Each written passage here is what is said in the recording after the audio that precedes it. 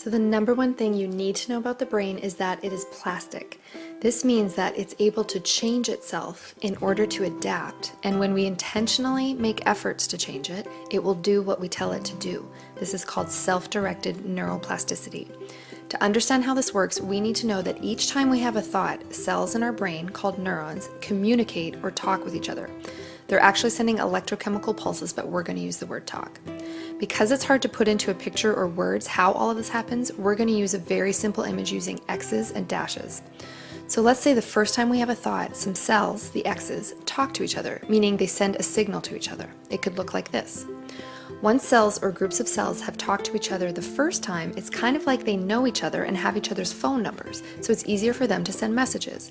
As these cells keep talking, they get to know each other more until eventually it's like they have each other on speed dial so they can send messages even faster.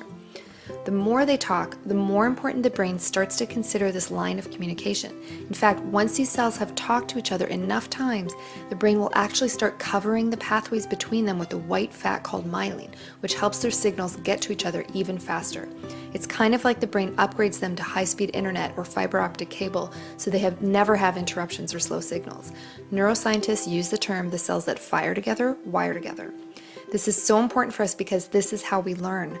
When you learn how to walk, talk, do a multiplication table, play a sport or instrument, you're getting those cells to talk to each other more and more until they create a high-speed pathway between them. Once you've done it enough times, your brain isn't using as much energy on building new pathways, so the skill feels easier and quicker. Just like the saying goes, practice makes perfect.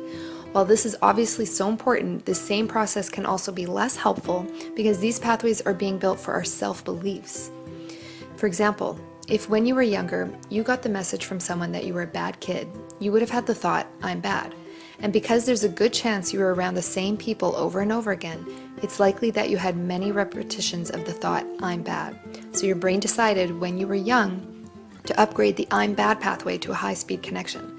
This means that there's a good chance that in many situations in your life, even as an adult, you're going to have those cells doing the talking and creating a thought in your mind that you're bad. This will have huge consequences on your relationships, school performance, and overall life success. But there's good news because guess what? Any self-belief you have is simply a thought you've had over and over.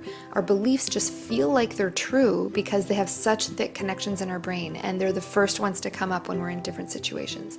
But just like you built those pathways by having those thoughts over and over, you can also break down pathways you don't want and build new ones that you do. The most important step in doing that is that you need to just be aware of the fact that you can do this. As soon as you become aware of this, all you have to start doing is purposely choosing thoughts that you want and that make you feel good as often as possible. This is what many athletes and celebrity performers do when they visualize themselves succeeding over and over and over again.